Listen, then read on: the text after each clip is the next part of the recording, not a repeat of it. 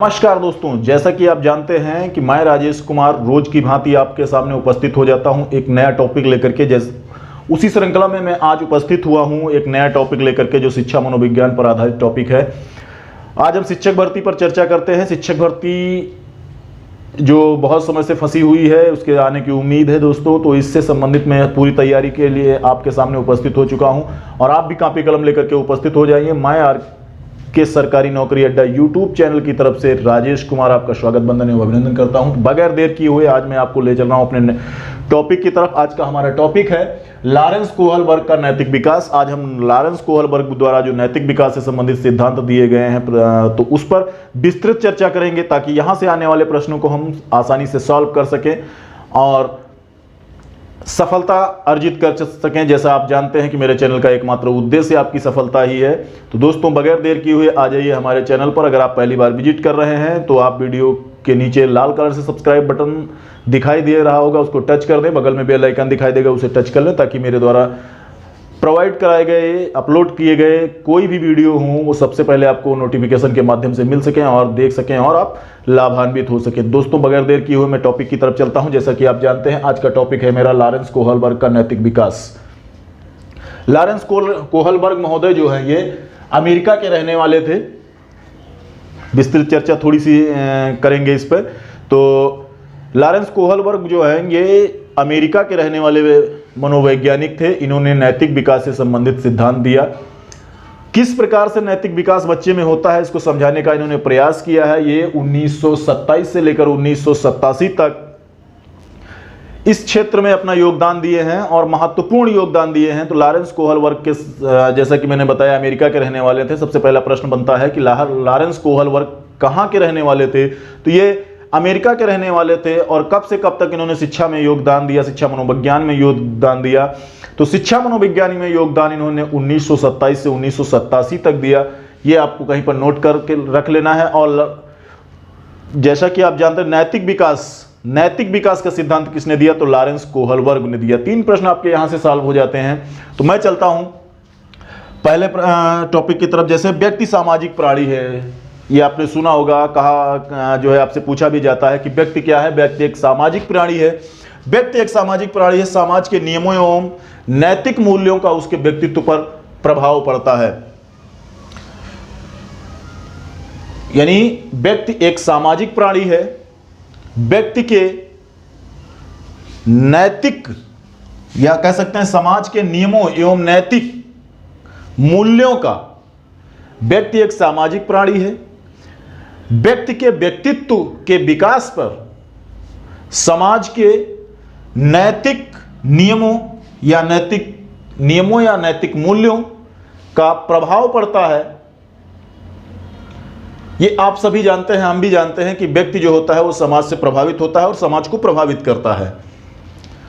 समाज से प्रभावित होता है और जब वही व्यक्ति समाज बनाता है तो वो अपने आप समाज को में अपनी छवि डालता है और उससे समाज जो है परिवर्तित होता है, या समाज से व्यक्ति परिवर्तित होता है और व्यक्ति समाज से परिवर्तित होता है। ये कह सकते हैं समाज व्यक्ति से, व्यक्ति समाज से परिवर्तित होता है, इस तरह से कह सकते हैं। तो समाज जो व्यक्ति है वो क्या है, एक सामाजिक प्राणी है।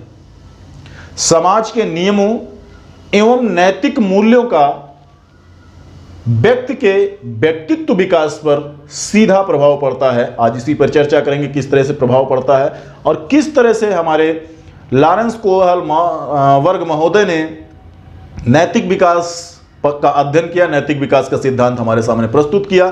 तो सबसे पहले इन्होंने क्या किया कि कुछ हम जानकारी और लेंगे कि इन्होंने किस पर अध्ययन किया। तो कहीं पर आपसे प्रश्न पूछ लिया जाता है, लॉरेंस कोहलबर्ग महोदय जो थे वो कितने वर्ष के बच्चों के ऊपर अपना ये सिद्धांत प्रतिपादित किया या जो है इस पर प्रयोग किया। तो ये 10 से 16 वर्ष के बच्चों के ऊपर, 10 से 16 वर्ष के बच्चों के ऊपर अपना प्रयोग किया था। 10 से 16 वर्ष के बच्चों के ऊपर इन्होंने अपना प्रयोग किया। जैसा कि आप जानते हैं 1927 से लेकर 1987 तक 1927 से लेकर 1987 तक इन्होंने शिक्षा मनोविज्ञान में योग दिया, अर्थात कह सकते हैं सिद्धांत को बनाने में अपना योगदान दिया। और ये इन्होंने सिद्ध किया कि जो है व्यक्ति एक सामाजिक प्राणी है जिस पर समाज के नियमों एवं नैतिक मूल्यों का प्रभाव पड़ता है। तो पहला पॉइंट इनका बनता है कि नैतिक व्यवहार जन्मजात नहीं होते। इन्होंने अपने प्रयोग के द्वारा यह सिद्ध कर दिया कि जो नैतिक व्यवहार है, नैतिक व्यवहार क्या होते हैं, ये जन्मजात नहीं होते हैं। बच्चा जब जन्म लेता है तो उसमें कोई नैतिक गुण नहीं होते हैं।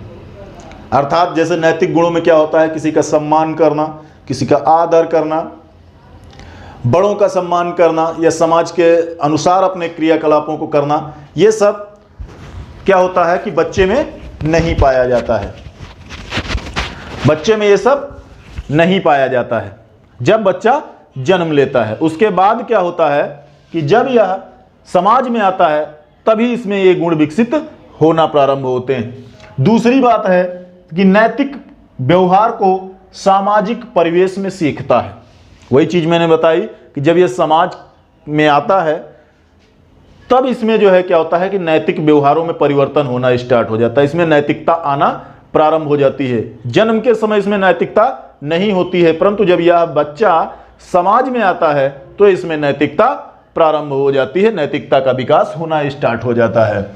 अगला पॉइंट है, सर्वप्रथम औपचारिक रूप से अपने आसपास, पड़ोस एवं स्कूल से नैतिकता सीख लेता है। बच्चा जो होता है, लॉरेंस कोहल वर्ग महोदय के अनुसार यह बताया गया कि बच्चा जो होता है सबसे पहले औपचारिक रूप से ये अपने पड़ोस से, अपने पड़ोसियों से, अपने घर से और अपने स्कूल से नैतिकता सीख लेता है। यह किसने बताया? ये लॉरेंस कोहल वर्ग महोदय ने बताया। अगला है आपका 20 वर्ष तक बच्चों पर एक विशेष प्रकार के साक्षात्कार का प्रयोग किया गया। क्या किया गया कि 20 वर्ष तक बच्चों के ऊपर एक विशेष प्रकार के साक्षात्कार का प्रयोग किया। लॉरेंस कोहल वर्ग महोदय ने 20 वर्ष के बच्चों के ऊपर एक विशेष प्रकार का साक्षात्कार प्रयोग किया। आपसे पूछा जा सकता है कि लॉरेंस कोहल वर्ग महोदय ने कितने से कितने वर्ष के बच्चों के ऊपर अपना प्रयोग किया? तो 10 से 16 वर्ष के बच्चों के ऊपर प्रयोग किया। विशेष प्रकार का साक्षात्कार प्रयोग किस पे किया? तो ये 20 वर्ष के बच्चों के ऊपर किया। अब बात आती है कि नैतिक विकास के चरण, जो कोहल वर्ग महोदय ने बताया कि नैतिक विकास जब बच्चा जन्म लेता है तो उसमें बिल्कुल नहीं होता है, फिर वो जब समाज में आता है धीरे धीरे उसमें नैतिक विकास उत्पन्न हो जाता है, नैतिक विकास उसमें आने लगता है, उसके व्यवहार में परिवर्तन आने लगता है। तो उसी अनुसार इन्होंने क्या किया कि नैतिक विकास के 3 स्तर बताए, 3 चरण बताए। इन्होंने कौन कौन से बताए उस पर चर्चा करेंगे। तो इधर लिख दिया हमने स्तर और इधर लिख दिया आयु एवं प्रभावकारी कारक, तथा इधर लिख दिया निष्पादन, किस प्रकार से जो है निष्पादन किया जाता है इसका। तो पहला स्तर इन्होंने बताया पूर्व परंपरागत स्तर या पूर्व औपचारिक स्तर। पूर्व परंपरागत स्तर या पूर्व औपचारिक स्तर, इसको लेवल ऑफ प्री कॉन्वेंटल कहा। प्री कॉन्वेंटल कहा, प्री कॉन्वेंटल। क्या कहा इन्होंने? फ्री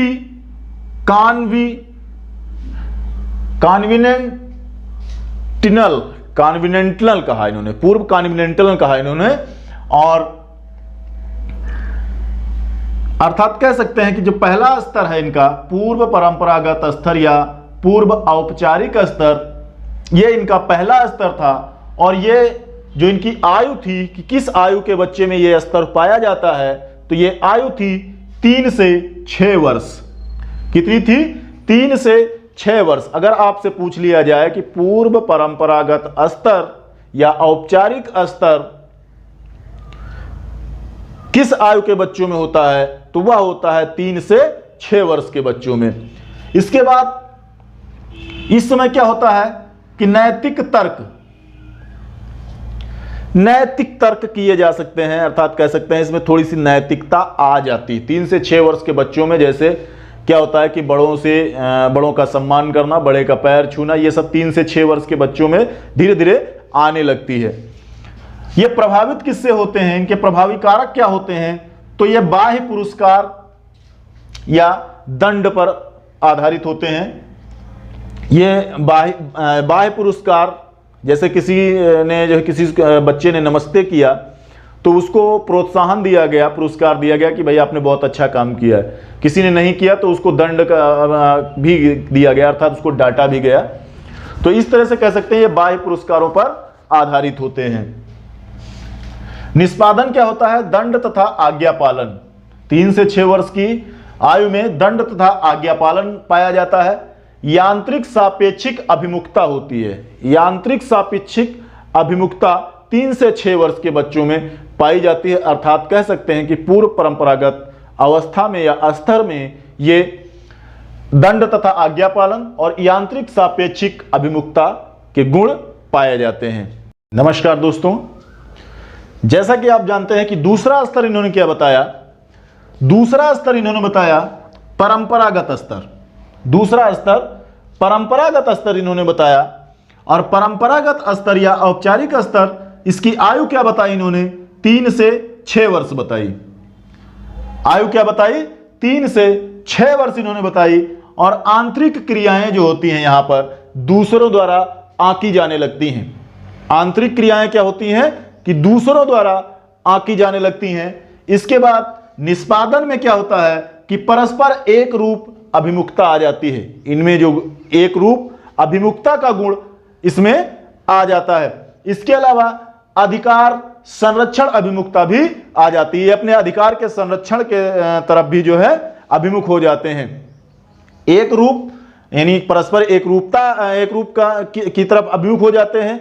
इसके अलावा ये अधिकार संरक्षण की तरफ भी जो है अभिमुख हो जाते हैं। किस आयु में हो जाते हैं? तो ये हो जाते हैं 6 से 13 वर्ष की आयु में। 6 से 13 वर्ष की आयु में। पहला स्तर इन्होंने क्या बताया था? पूर्व परंपरागत स्तर। पूर्व परंपरागत स्तर किस अवस्था में होता है? तो वो 3 से 6 वर्ष की अवस्था में होता है। यहां पर क्या होता है कि यांत्रिक अभिमुखता होती है। दंड तथा पुरस्कार की तरफ अभिमुख हो जाते हैं। ये दंड और पुरस्कार के द्वारा जो है ये नैतिकता इनके अंदर आ जाती है। इसके बाद तीसरे स्तर की बात करें तो पश्च परंपरागत स्तर। तीसरा स्तर इनका है पश्च परंपरागत स्तर या पर औपचारिक स्तर। पश्च परंपरागत स्तर कहीं कहीं पर आपको देखने को मिलेगा या कहीं पर आपको मिलेगा पर औपचारिक स्तर या कहीं पर आपको देखने को मिलेगा उत्तर परंपरागत स्तर। ये तीनों नाम एक ही हैं। और इस समय क्या होती है? प्रौढ़ावस्था में नैतिकता आंतरिक होती है, वह किसी पर आधारित नहीं होती है। जब बच्चा प्रौढ़ावस्था में प्रवेश कर जाता है उस समय जो उसमें नैतिकता होती है वह स्वयं उसके आंतरिक नैतिकता होती है, अर्थात कह सकते हैं उस समय की नैतिकता आंतरिक होती है। सामाजिक अनुबंधन विधि सम्मत अभिमुखता। सामाजिक अनुबंधन और विधि सम्मत अभिमुखता हो जाती है, अर्थात एक सामाजिक अनुबंधन और विधि के सम्मत जो है क्या हो जाते हैं? ये अभिमुख हो जाते हैं। इसके बाद दूसरा क्या होता है कि सार्वभौमिक नैतिकता सिद्धांत अभिमुखता, यानी सार्वभौमिक जो सिद्धांत है उनकी तरफ भी ये अभिमुख हो जाते हैं। सैमुअल इस्माइल ने इस संबंध में कहा कि चरित्र क्या होता है? आदतों का पुंज होता है। कई बार ये पूछा गया है कि चरित्र आदतों का पुंज है, ये किसने कहा? तो ये आपको नोट डाउन कर लेना है, आपको जो है ध्यान रखना है कि सैमुअल इस्माइल महोदय ने क्या कहा था कि चरित्र जो होता है वह आदतों का पुंज होता है। इसके बाद बीएफ स्किनर महोदय ने क्या कहा इस संबंध में? तो बीएफ स्किनर महोदय ने बताया कि इस बात का कोई प्रयोजन नहीं है। इस बात का कोई प्रयोजन नहीं है कि शिक्षा कहां और कैसे दी जाती है। इस बीएफ स्किनर महोदय ने कहा कि इस बात का कोई प्रयोजन नहीं है, अर्थात यह मायने नहीं रखता है कि शिक्षा कहां और कब दी जा रही है, किस प्रकार दी जा रही है, बल्कि शिक्षा का उद्देश्य क्या होना चाहिए? शिक्षा का उद्देश्य चरित्र निर्माण होना चाहिए। शिक्षा का उद्देश्य क्या होना चाहिए? चरित्र निर्माण होना चाहिए। यह किसने कहा? बीएफ स्किनर महोदय ने कहा। यह भी वेरी इंपॉर्टेंट टॉपिक कह सकते हैं, वेरी इंपॉर्टेंट लाइन है और इसको बार बार पूछा जा रहा है, इसलिए मैंने इसको इसमें समाहित किया है कि शिक्षा कब और कहां दी जा रही है ये कोई महत्व नहीं है, इसका कोई महत्व नहीं है, बल्कि इसका एक उद्देश्य होना चाहिए कि बच्चे के चरित्र निर्माण ही शिक्षा का मात्र उद्देश्य होना चाहिए। बच्चे का चरित्र निर्माण ही शिक्षा का उद्देश्य होना चाहिए। इरिक्सन महोदय ने क्या कहा कि मनोसामाजिक सिद्धांत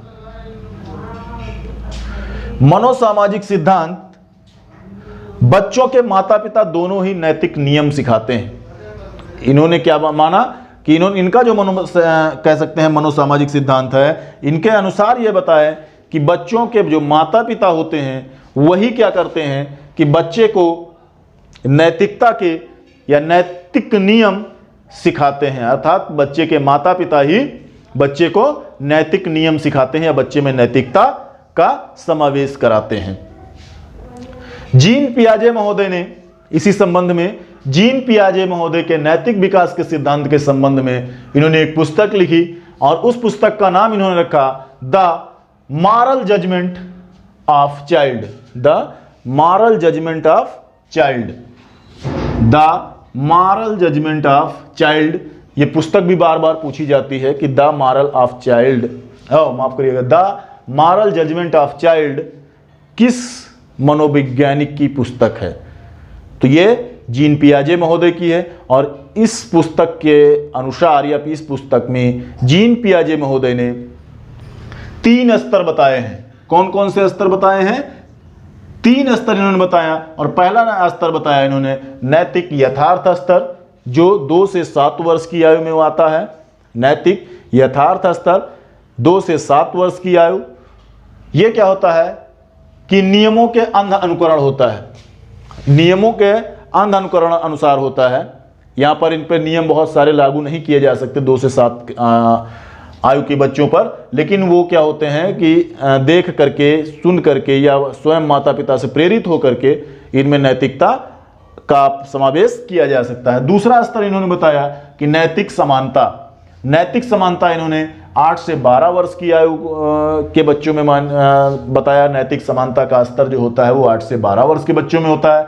तीसरा इन्होंने बताया नैतिक सापेक्षता, और यह 12 वर्ष से शुरुआत होती है और यहां पर इसका सर्वाधिक विकास होता है। 12 वर्ष की अवस्था में जब इसकी शुरुआत होती है तो यहीं से इसका जो है सर्वाधिक विकास होना प्रारंभ हो जाता है। तो दोस्तों, अगर वीडियो पसंद आया हो तो चैनल को लाइक कर दीजिए, चैनल को सब्सक्राइब करें, लाइक करें, दोस्तों के साथ शेयर करें और बगल में अगर बेल आइकन दिखाई दे रहा है आपको तो उसको दबाना तो बिल्कुल ना भूलें, ताकि मेरे द्वारा बनाए गए समस्त वीडियो के नोटिफिकेशन आपको सबसे पहले मिल सकें और आप लाभान्वित हो सकें। दोस्तों, जय हिंद, जय भारत, वंदे मातरम। फिर मिलेंगे अगले वीडियो में अगले टॉपिक के साथ।